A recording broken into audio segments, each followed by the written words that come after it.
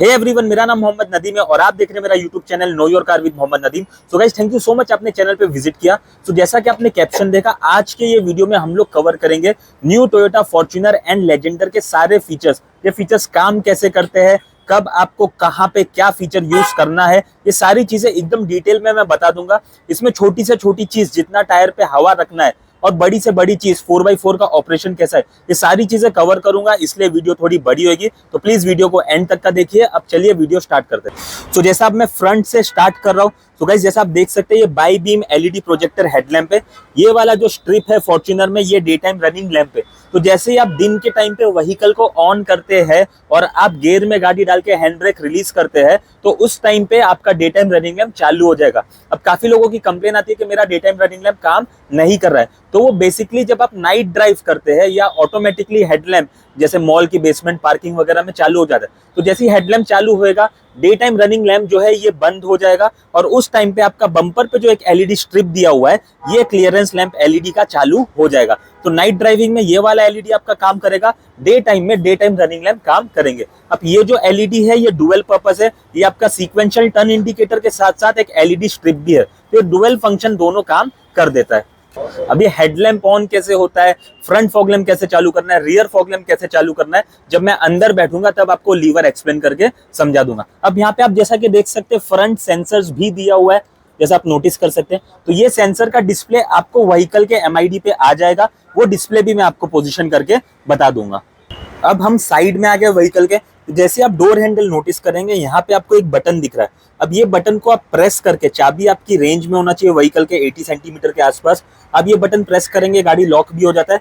यही बटन से गाड़ी अनलॉक भी हो जाता है। तो सपोज मेरे को अंदर जाना है गाड़ी के, तो बस मुझे ये बटन प्रेस कर देना है और मुझे गाड़ी के अंदर एक्सेस मिल जाएगा। अब यहाँ पे मैं सबसे इंपॉर्टेंट चीज आपको बता दूं, जैसा कि आप देख सकते हैं, लोग हमेशा से पूछते हैं व्हीकल का एयर प्रेशर कितना है। तो ये जो बी पिलर होता है, जहाँ पे ड्राइवर डोर बंद होता है, इस पिलर पे आप नीचे आएंगे तो यहाँ पे आपको एक स्टिकर देखने को मिलता है, जो स्टिकर पे क्लियरली लिखा है। आप अगर देखेंगे, फ्रंट और रियर दोनों आपको 29 देखने को मिल रहा है। तो बेसिकली ये जो 29 है, ये पीएसआई में आपका जो एयर प्रेशर रखना है आपको, वो दिया हुआ है। तो फ्रंट और रियर दोनों टायर्स में आपको 29 का एयर प्रेशर, फॉर्च्यूनर हो या लेजेंडर हो, मेंटेन करना है। अब जैसा कि लोग पूछते हैं हमेशा, फ्यूल लिड ओपन करने का लीवर किधर है, तो आप देख सकते हैं ड्राइविंग साइड पे एकदम नीचे आपको दो लीवर देखने मिल रहे हैं। तो जो राइट साइड का आउटर वाला है, उससे आप फ्यूल ओपन कर सकते हैं, और जो लेफ्ट साइड का है, उससे आप बोनट ओपन कर सकते हैं। इसे बस ऐसा पुल करना है और बोनट ओपन हो जाएगा। सो यहाँ पे आप नोटिस करेंगे तो लोगों के ऊपर एक क्लिप है, इसे आपको पुल करना है। ये पुल करके आप बोनट जो है उसको ओपन कर सकते हैं। सो बोनट ओपन करने के बाद ये वाला जो आपको रॉड देखने मिल रहा है, ये यहाँ पे लोकेटेड होता है। इसे आप ऊपर करके इस तरीके से यहाँ पे लगा सकते हैं और बोनट को आप ऊपर रख सकते हैं। अब ये इंजन बे है। इंजन बे में आपको ज्यादा ध्यान नहीं देना है, सिर्फ दो चीजों का ध्यान देना है, जो मैं आपको बता देता हूँ। तो नॉर्मली विंडशील्ड का फ्लूइड जब भी खत्म होता है, तो राइट साइड में आप देख सकते हैं, यहाँ पे लिखा हुआ है वॉशर फ्लूइड। ये वॉशर फ्लूइड को आप यूज कर सकते हैं, और ये वॉशर फ्लूइड जब भी आपको पानी डालना, आप पानी डाल सकते हैं। बट याद रखिए, जब भी आप पानी डाल रहे हैं, तो इसमें जो विंडशील्ड फ्लूइड का शैम्पू आता है, वो जरूर डालिए, जो स्क्रैचेस वगैरह को प्रिवेंट करता है। दूसरी सबसे इंपॉर्टेंट चीज, एडब्ल्यू। तो बेसिकली डिस्प्ले एमआईडी पे आपको वार्निंग मैसेज आता है एडब्ल्यू लेवल लो का। तो उसमें जब फर्स्ट वार्निंग आता है, वो बताता है कि अब जो एडब्ल्यू बचा हुआ है, उसमें आपका व्हीकल जो है वो 2400 किलोमीटर ड्राइव कर सकता है। उसके बाद का सेकंड वार्निंग बताता है कि अब जो एडब्ल्यू बचा है, इस बचे हुए एडब्ल्यू में आपका व्हीकल 800 किलोमीटर ड्राइव करेगा। और लास्ट में एक वार्निंग आता है, जब आप 800 किलोमीटर भी ड्राइव कर लेंगे, कि एडब्ल्यू लेवल एम्प्टी, नो स्टार्ट। तो ये लास्ट वाले वार्निंग तक हमको जाना ही नहीं है। आइडियली मैं क्या करता हूँ, 2400 किलोमीटर का लाइट आता है तो एडब्ल्यू को टॉप अप कर सकता हूँ। 2400 वाले में नहीं भी करेंगे, तो जैसे ही 800 वाला आ गया, मेरा रिक्वेस्ट है प्लीज आप एडब्ल्यू लेवल को टॉप अप कर लीजिए। क्योंकि अगर आप नो स्टार्ट वाले वार्निंग तक, मतलब एडब्ल्यू एम्प्टी वाले वार्निंग तक रुकते हैं, तो उस सिनेरियो में फिर गाड़ी स्टार्ट होता नहीं है। तो एडब्ल्यू खत्म होने तक मत रुकिए। इसकी एकदम डिटेल में मेरी वीडियो की हुई है, जिसका मैं लिंक डिस्क्रिप्शन में डाल दूंगा, आप वहां पे जाके चेक कर सकते हैं। एडब्ल्यू के बाद दूसरे इंपॉर्टेंट लुब्रिकेंट्स की हम लोग यहाँ पे बात कर लेते हैं। तो जैसा ये आप देख सकते हैं, पावर स्टीयरिंग का फ्लूइड है। यहाँ पे से आप व्हीकल का ऑयल लेवल चेक कर सकते हैं। और सबसे इंपॉर्टेंट यहाँ पे मैं कूलेंट की बात करना चाहूंगा। तो गाइस, ये जो कूलेंट है, ये सुपर लॉन्ग लाइफ कूलेंट है। ये 1,60,000 किलोमीटर तक, 1,60,000 किलोमीटर तक ये रिप्लेसमेंट मांगता नहीं है। इसका सिर्फ इंस्पेक्शन होता है, और अगर ऐसा जरूरत पड़ी तो ये सर्विस सेंटर में सर्विस के टाइम पे टॉप अप कर देते हैं। तो रिक्वेस्ट है आप बाहर से कहीं इसमें कूलेंट मिक्स मत करिए, क्योंकि अगर कूलेंट मिक्स हो जाएगा तो इसका जो 1,60,000 किलोमीटर का लाइफ है वो खत्म हो जाएगा। तो गाइस ये चीज का आप नोटिस करिए, ये प्लीज फॉलो करिए। अब गाड़ी का सर्विस इंटरवल बता देता हूँ। इसमें 3 फ्री सर्विस आपको मिलती है, 1 मंथ या 1,000 किलोमीटर पे, 12 मंथ्स या 10,000 किलोमीटर पे, 24 मंथ्स या 20,000 किलोमीटर पे।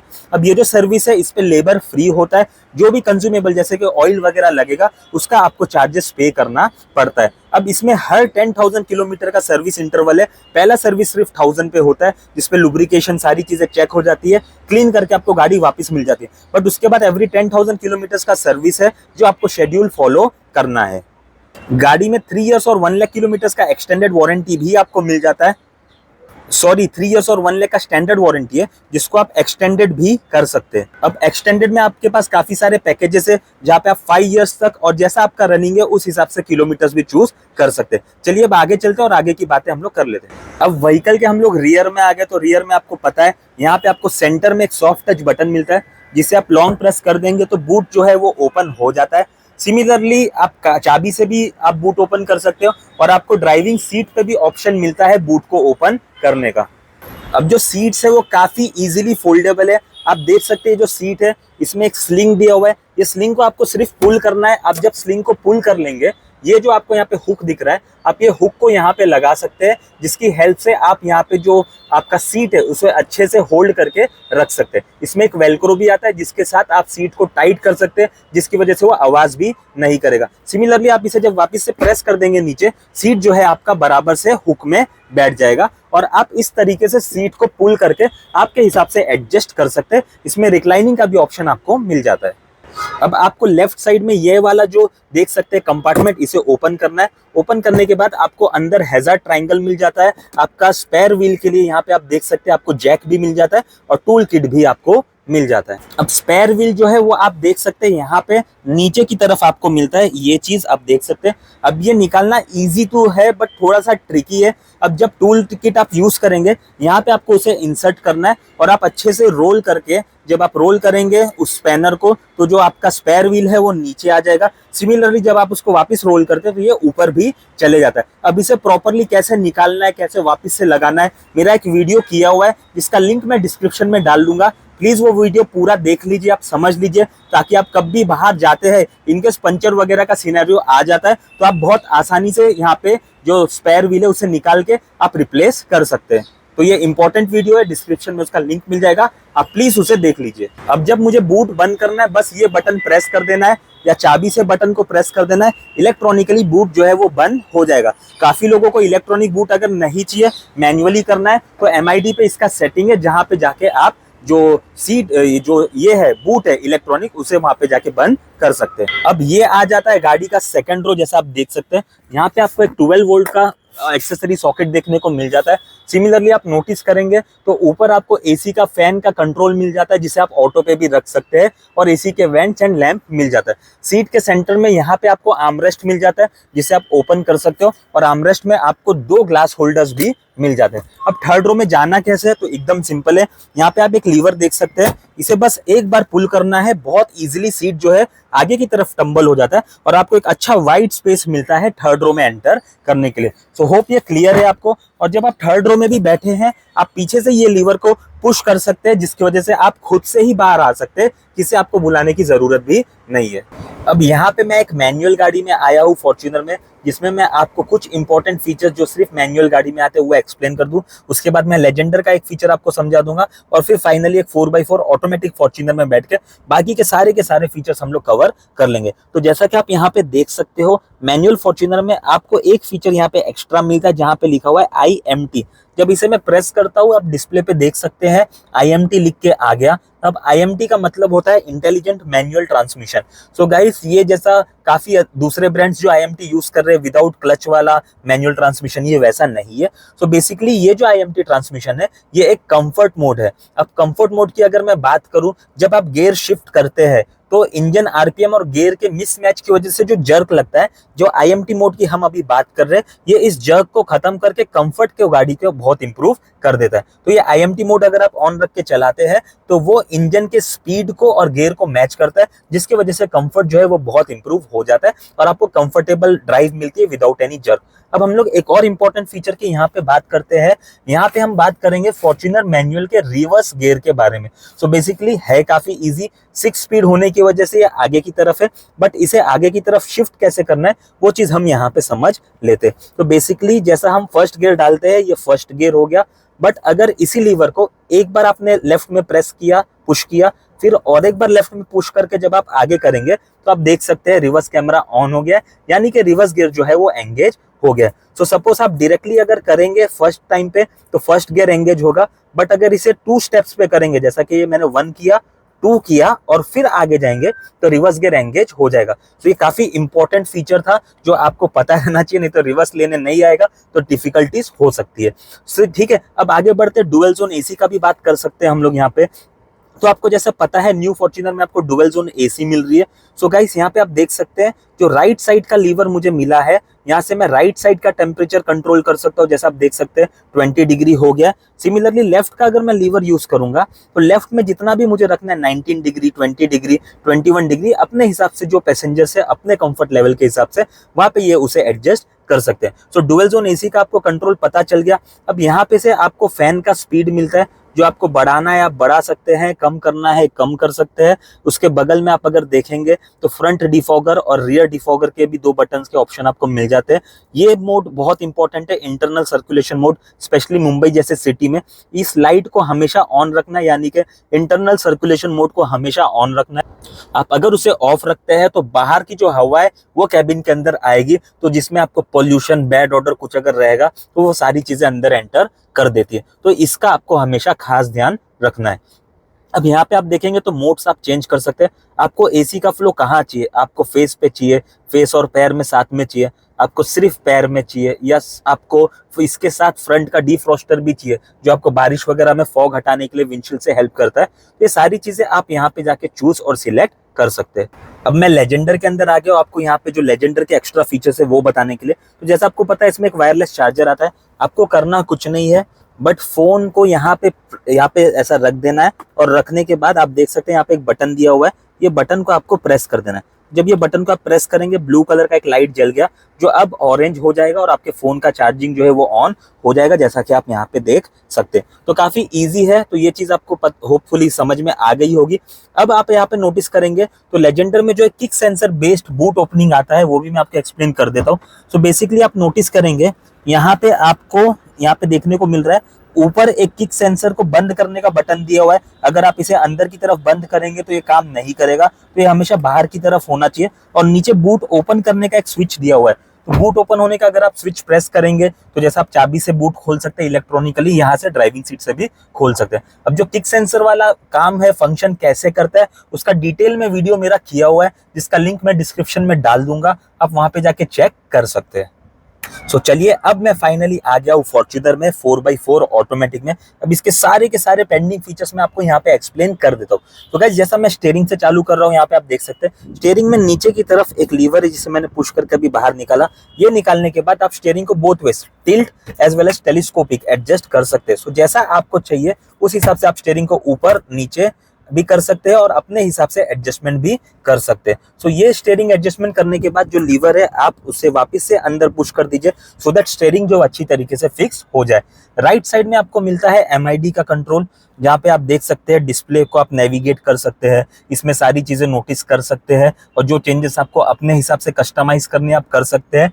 लेफ्ट साइड से आपको मिलता है म्यूजिक सिस्टम का कंट्रोल। सो म्यूजिक सिस्टम में आप वॉल्यूम बढ़ा सकते हैं, चैनल चेंज कर सकते हैं, म्यूट कर सकते हैं, फोन रिसीव डिस्कनेक्ट कर सकते हैं, ये सारी चीजों का ऑप्शन आपको मिल जाता है। ठीक है, अब हम लोग बात करते हैं यहाँ पे पेडल शिफ्टर्स की। अब बेसिकली आप देख सकते हैं लेफ्ट वाले पेडल पे माइनस है, राइट वाले पेडल पे प्लस है। सो अगर आप लेफ्ट से करेंगे यहाँ पे पुश अपनी तरफ तो ये जो गियर से उसे कम करेगा, राइट से करेंगे तो ये ऐड हो जाएगा, प्लस हो जाएगा। अब ये करने के लिए आपको जो गियर लीवर है उसे S में रखना पड़ता है, जैसा आप अभी देख सकते हैं। अब ये S4 पे आता है डायरेक्टली, 1 या 2 पे नहीं आता है। अब मैं लेफ्ट से लीवर को पुश कर रहा हूँ, जैसा आप देख सकते हैं गियर कम हो रहा है। सिमिलरली जब मैं राइट से कर रहा हूँ आप देख सकते हैं गियर जो है वो बढ़ रहा है। सो गाइस ये क्या है S4 क्या है S3 क्या है, इसका बिल्कुल डिटेल में मैंने वीडियो प्रैक्टिकली गाड़ी चलाते हुए किया है, उसका लिंक डिस्क्रिप्शन में डाल दूंगा। आप जाके वहां पे सीक्वेंशियल मोड देख सकते हैं कि ये काम कैसे करता है, इसका यूज क्या है, तो आपको बहुत ज्यादा हेल्पफुल हो जाएगा। लाइकवाइज MID का भी एकदम डिटेल में मैंने एक्सप्लेनेशन किया हुआ है कि इसमें सेटिंग क्या क्या ऑप्शन आपको अवेलेबल है, उसका भी लिंक मैं डिस्क्रिप्शन में डाल दूंगा। मीटर में क्या क्या कस्टमाइजेशन ऑप्शंस अवेलेबल है, आप उसे भी जाके चेक कर सकते हैं। प्लीज देखिए, ये सारी जो वीडियोस है इंफॉर्मेटिव बड़ी वीडियोस है, इसके लिए मैं अभी नहीं बता रहा हूँ, जो आपको हेल्प करेगा। सिमिलरली यहाँ पे आपको स्टीयरिंग पे क्रूज कंट्रोल मिल जाता है, इसे ऑन कैसे करना है, सेट रीसेट कैसे करना है, ये भी प्रैक्टिकली किया हुआ मेरा वीडियो है, जिसका लिंक डिस्क्रिप्शन में डाल दूंगा। क्रूज कंट्रोल बहुत हेल्पफुल होता है, स्पेशली हाईवेज पे। एक तो ये कंफर्ट भी देता है, उसी के साथ साथ ये फ्यूल एफिशिएंसी को भी इंप्रूव करता है। अब हम यहाँ पे बात कर लेते हैं हेडलैम्प्स की। सो गाइस, आप या तो हेडलैम्प को ऑटो पे रख सकते हो या आप इसे मैन्युअली ऑन कर सकते हो। यहाँ पे आपको हेडलैम्प ऑफ करने का ऑप्शन आता नहीं है। सो जब आप ऑटो पे रखते हैं और जैसे ही गाड़ी डार्क में गई तो ऑटोमेटिकली हेडलैम्प जो है वो ग्लो हो जाते हैं, और जब हेडलैम्प ग्लो हो जाते हैं उस टाइम पे डे टाइम रनिंग लैंप्स जो मैंने आपको बाहर से दिखाया था वो बंद होके जो बम्पर पे LED स्ट्रिप है वो ऑन हो जाता है। इसका भी प्रैक्टिकल किया हुआ वीडियो है, आप प्लीज देखिए, क्योंकि काफी लोगों का कंप्लेन ये होता है कि हमारा जो डे टाइम रनिंग लैंप है वो काम नहीं कर रहा है। तो कौन से सिनेरियो में काम करेगा, कब कौन सा LED स्ट्रिप ग्लो होएगा, वो चीज आपको वहां पे देखने मिल जाएगी। अब मैं आपको फॉग लैंप बता देता हूँ कैसे काम करता है। सो फॉग लैंप के लिए सबसे इंपॉर्टेंट होता है कि हेडलैम्प का ऑन होना। तो अब मैं हेडलैम्प को यहाँ पे आपको ऑन करके बता देता हूँ। ये वाले पोजीशन पे जब हेडलैम्प के लीवर को आप ले जाएंगे, हेडलैम्प आपका ऑन हो गया, जो आप डिस्प्ले पे भी देख सकते हो, आपको आइडेंटिफिकेशन आ गया। अब इस पे मैं अगर इस लीवर को आगे की तरफ पुश करूंगा, ये हाई बीम हो जाता है, जैसा आप नोटिस कर सकते हैं। ब्लू कलर का आपको यहाँ पे डिस्प्ले पे देखने मिल रहा है हाई बीम का साइन। सिमिलरली अपनी तरफ पुल कर लूंगा तो ये लो बीम हो जाता है। अब इसमें जैसे ही हेडलैम्प ऑन हुआ, आपको 2 बटन और एक्टिवेट हो जाते हैं। ये जो इनर रिंग है ये ओ पे है, यानी कि ऑफ है। इसे आप आगे करेंगे इस तरीके से, ये वाले पोजीशन पे जैसा मैंने अभी किया है, तो आप देख सकते हैं लेफ्ट साइड पे ग्रीन कलर का फ्रंट फॉग लैंप का नोटिफिकेशन आपको आ गया। इसे अगर मैं वापस से और एक बार आगे ले जाऊंगा, ये आगे जाके फिर से पीछे ऑटोमेटिकली आता है स्प्रिंग मूवमेंट की वजह से। अब आप नोटिस करेंगे तो राइट साइड में रियर फॉग लैंप का ऑन होने का आइडेंटिफिकेशन आ गया। तो इस तरीके से आप फ्रंट और रियर दोनों फॉग लैंप चालू कर सकते हैं। उसका कंडीशन ये है कि हेडलैम्प ऑन रहना चाहिए। ये इल्यूमिनेशन में, विजिबिलिटी में आपको बहुत हेल्प करता है। सो होप आपको हेडलैम्प्स और फॉग लैंप्स के फंक्शन एकदम क्लियर है। अब बात कर लेते हैं म्यूजिक सिस्टम की। म्यूजिक सिस्टम का डिटेल में किया हुआ वीडियो है, एप्पल कारप्ले कनेक्ट कैसे होता है, कौन से सिनेरियो में एप्पल कारप्ले एंड्रॉइड ऑटो काम नहीं करता है, उसे ऑन कैसे करना है, एकदम डिटेल में सेटिंग और डिस्क्रिप्शन मेरा किया हुआ है, लिंक मैं डाल दूंगा डिस्क्रिप्शन में, आप प्लीज उसे भी देख लीजिए। अब फाइनली एक बहुत इंपॉर्टेंट इन्फॉर्मेशन, इनकेस गाड़ी का बैटरी लो हो गया और ये ऑटोमेटिक गाड़ी है, मैनुअल गाड़ी तो आप मैनुअली न्यूट्रल करके टो कर सकते हो, ऑटोमेटिक गाड़ी को टो कैसे करना है, तो यहाँ पे आपको एक देख रहे हैं आप, एक कवर मिल रहा है, ये कवर पे ग्रूव दिया हुआ है, तो आपकी मैनुअल चाबी बाहर निकालना है, मैं आपको करके बता देता हूँ। सो यहाँ पे आप अगर नोटिस करेंगे, यहाँ पे एक लीवर दिया, एरो नीचे बना हुआ है, इसे नीचे की तरफ प्रेस करना है इस तरीके से, और आप यहाँ से मैनुअल चाबी निकाल सकते हैं। मैनुअल चाबी निकालने के बाद आपको यहाँ पे ये जो ग्रूव है इसमें फंसा देना है, और मैनुअल चाबी से ये कवर को निकाल लेना है बाहर की तरफ। और जब अब आप गाड़ी बंद रहने पे भी अंदर इसे प्रेस करेंगे तो यहाँ पे एक प्रेस बटन दिया हुआ है, उस बटन की हेल्प से जब आप उसे प्रेस कर देंगे, आप ब्रेक दबा के गाड़ी को न्यूट्रल कर पाएंगे, और न्यूट्रल पे करने के बाद आप गाड़ी को टो वगैरह पुश वगैरह कर सकते हैं। तो ये बहुत इंपॉर्टेंट इन्फॉर्मेशन है, जिसको हम लोग बोलते हैं शिफ्ट लॉक। सो बेसिकली इसके हेल्प से आप गाड़ी को न्यूट्रल कर सकते हैं, ऑटोमेटिक गाड़ी को, और इजिली उसे टो वगैरह आप कर सकते हैं। अब जब गाड़ी की चाबी की बैटरी लो हो जाती है, तब आप गाड़ी को एक्सेस कैसे करेंगे, गाड़ी को स्विच ऑन स्विच ऑफ कैसे करेंगे, इसका मैनुअल की का तभी क्या काम है, इसका भी एक डिटेल में किया हुआ वीडियो है, जिसका लिंक मैं डिस्क्रिप्शन में डाल दूंगा, आप प्लीज देखिए, ये भी काफी इंपॉर्टेंट इंफॉर्मेशन है जो आप वहां पे देख सकते हैं। अब यहाँ पे हम बात कर लेते हैं 4x4 के फंक्शन की। So guys, Fortuner definitely 4x4 है, बट इसमें ऑप्शन दिया हुआ है ऑल व्हील ड्राइव का। आप अगर चाहे तो इसे H2 यानी कि 4x2 में ड्राइव कर सकते हैं। आपको अगर आप चाहिए गाड़ी 4x4 में, आप H4 और L4 दोनों यहाँ पे सिचुएशन में ड्राइव कर सकते हैं। अब H4 basically high speed 4x4 होता है, L4 लो स्पीड 4x4 होता है। तो एक्सट्रीम ऑफ रोडिंग में आपको L4 का यूज करना है, और नॉर्मल ऑफ रोडिंग में आपको H4 का यूज करना है। कब कैसे यूज करना है, कैसे एंगेज करना है, H2 से H4 पे जाना कैसे है, काफी जबरदस्त वीडियो मेरी की हुई है जिसमें अराउंड 3 लाख व्यू ऑलरेडी हो चुके हैं। वो वीडियो का लिंक भी डिस्क्रिप्शन में डाल दूंगा, आपको समझ में आ जाएगा कि आपको 4x4 का यूसेज करना कैसे है। फिर यहाँ पे ये डाउन हिल असिस्ट कंट्रोल का आपको बटन मिल जाता है कि डाउन हिल असिस्ट कंट्रोल कौन से ऑफ रोड सिनेरियो में आप यूज कर सकते हैं, ये भी इंपॉर्टेंट फीचर है, आप देख सकते हैं।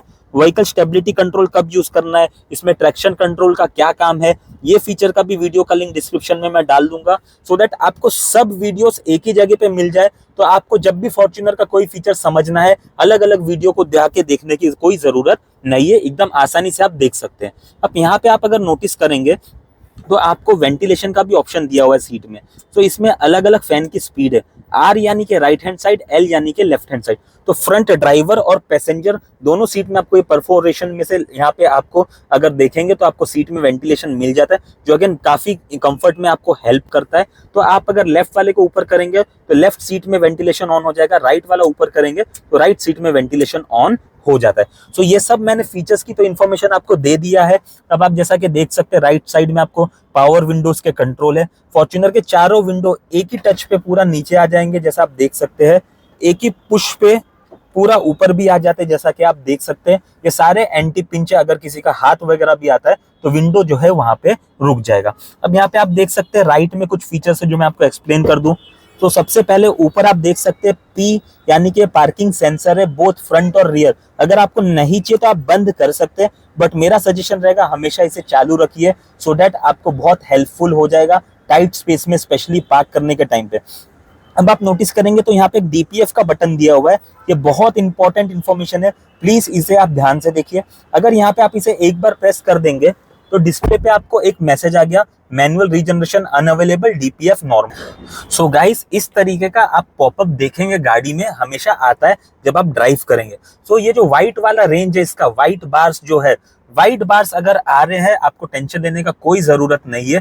गाड़ी का जो डीपीएफ का सिस्टम है ऑटोमेटिक रीजनरेशन का, वो ऑटोमेटिकली आपके फिल्टर को क्लीन करते रहेगा। आप नॉर्मली जैसा गाड़ी ड्राइव करते हैं वैसा आप गाड़ी को ड्राइव करते रहिए। काफी लोग व्हाइट वाले बार रेंज में, जैसा आप देख सकते हैं 1 to 6 करके जितने भी बार है, 1 to 6 बार में भी लोग गाड़ी को साइड में रुका लेते हैं। तो आपको यहाँ तक, ये व्हाइट वाले रेंज तक गाड़ी को रुकाना नहीं है, गाड़ी चलाते रहिए, ऑटोमेटिकली जो फिल्टर है वो रीजनरेट हो जाएगा। हाँ, लेकिन अगर आपको ये येलो वाले रेंज में, ये जो आप देख रहे हैं येलो वाले रेंज में अगर बार आ गए हैं तो उस टाइम पे, जैसा अभी मैसेज आ रहा है मैनुअल रीजनरेशन नॉट अवेलेबल, उस टाइम पे आपको मैसेज आएगा मैनुअल रीजनरेशन अवेलेबल। अब अगर मैनुअल रीजनरेशन का ऑप्शन आपको आ गया है तो आपको, गाड़ी अगर ऑटोमेटिक है तो स्टॉप करके पार्किंग में रखना है, अगर गाड़ी मैनुअल है तो स्टॉप करके न्यूट्रल पे रखना है। पीछे देखना है कोई ड्राई ग्रास वगैरह तो नहीं है, कोई पेट वगैरह तो एग्जॉस्ट के पास नहीं है। और सिंपली जाके आपको डीपीएफ का ये वाला जो बटन मैंने बताया है, इस बटन को आपको प्रेस कर देना है। तो जब ये बटन को आप प्रेस कर देंगे, मैनुअल रीजनरेशन अपने आप ऑन हो जाएगा। हो सकता है कि आरपीएम गाड़ी का बढ़े 3000 आरपीएम तक भी जाए, बट वो एकदम नॉर्मल है, वो ऑटोमेटिकली आरपीएम ऊपर ले जाएगा और जो डीपीएफ डीजल पार्टिकुलेट फिल्टर है उसे क्लीन कर देगा, जिसकी वजह से आपका गाड़ी 25 to 30 मिनट्स में पूरा का पूरा जो फिल्टर है उसे क्लीन कर देगा। सो गाइस, उस टाइम पे आपको गाड़ी रुका के रखना पड़ेगा जब आपको मैनुअल रीजनरेशन का ऑप्शन आता है। प्लीज अगर मैनुअल रीजनरेशन का ऑप्शन आया है तो डीपीएफ को क्लीन कर लीजिए, क्योंकि अगर आप मैनुअल वाले को स्किप कर देंगे तो फिर लास्ट में आप देख सकते हैं यहाँ पे रेड जोन आपको देखने को मिल रहा है। अगर ये रेड वाले जोन पे डीपीएफ का जो बार्स का लेवल है ऊपर चले गया तो अब इस पे आपको मैसेज आएगा DPF filter full, visit your dealer. अब ये सिनेरियो में आपको कंपलसरीली शोरूम विजिट करना पड़ेगा और शोरूम की हेल्प से उस सिनेरियो में डीपीएफ का जो फिल्टर है वो आपका क्लीन होगा। सो प्लीज इसे आप फॉलो करिए, ये बहुत इंपॉर्टेंट इन्फॉर्मेशन है। एडब्लू डीपीएफ का भी लिंक मैं डिस्क्रिप्शन में डाल दूंगा, आप जाके वहां पे चेक कर सकते हैं। अब फाइनली यहाँ पे आपको बता दूं, ऊपर आपको कूल ग्लव बॉक्स आता है, ठीक है। सिमिलरली नीचे आपको एक लॉकेबल ग्लव बॉक्स मिल जाता है जिसमें आप अपने डॉक्यूमेंट्स वगैरह रख सकते हैं। और अभी से अक्टूबर 2023 से जितनी भी 4x4 फॉर्च्यूनर आ रही है उसमें 11 स्पीकर्स वापस से आ गए, जो बीच में एक टेम्पररी टाइम के लिए बंद हुआ था। सो होप यहाँ तक आपको क्लियर है। अब एक लास्ट इन्फॉर्मेशन ये वीडियो की मैं आपको बता दूं, जैसा कि आप देख सकते हैं वाइपर की इन्फॉर्मेशन, लेफ्ट साइड में आपको वाइपर का कंट्रोल मिल रहा है, राइट साइड में आपको टर्न इंडिकेटर का कंट्रोल मिल रहा है। तो वाइपर को अगर आप अपनी तरफ लेफ्ट साइड वाले को पुश करेंगे तो फ्रंट में स्प्रिंकलर्स का पानी आ जाएगा, जैसा आप देख सकते हो। इसी लीवर को अगर आप आगे की तरफ पुश करेंगे, आप ओआरवीएम पे देख सकते हो रियर में पानी आ गया है। सो गाइस अगर आपको रियर वाइपर चलाना है, पानी चाहिए, स्प्रिंकलर चाहिए, तो ये जो लीवर है इसे आप आगे की तरफ पुश कर सकते हो। अब इसी लीवर को अगर नीचे करोगे आप, तो आप देख सकते हो फ्रंट वाइपर चालू हो गया। इसकी अलग अलग स्पीड आप जितना नीचे करेंगे सेट हो जाएगी, जैसा कि आप देख सकते हो। सिमिलरली इसमें जो आउटर रिंग है इसे अगर आप आगे कर दोगे तो आप देख सकते हो वाइपर रियर का ऑन हो जाता है। तो इसमें भी अलग अलग स्पीड है जो आप अपने हिसाब से सेट कर सकते हो। सो होप ये सारे फीचर्स आपको क्लियर है, हेल्पफुल है। इसके अलावा भी अगर आपको कोई भी चीज में डाउट है, आप कमेंट करिए, मैं डेफिनेटली उसका भी आंसर आपको कर दूंगा। एंड डिस्क्रिप्शन जरूर विजिट करिए, उसमें सारे के सारे वीडियोस आपको एप्पल कारप्ले से लेके स्पेयर व्हील, AdBlue, DPF मिल जाएंगे। सीट का एडजस्टमेंट तक कैसे करना है ये भी आपको मिल जाएगा। सो प्लीज उसे फॉलो कर दीजिए। होप आपको वीडियो पसंद आई हो। Thank you so much.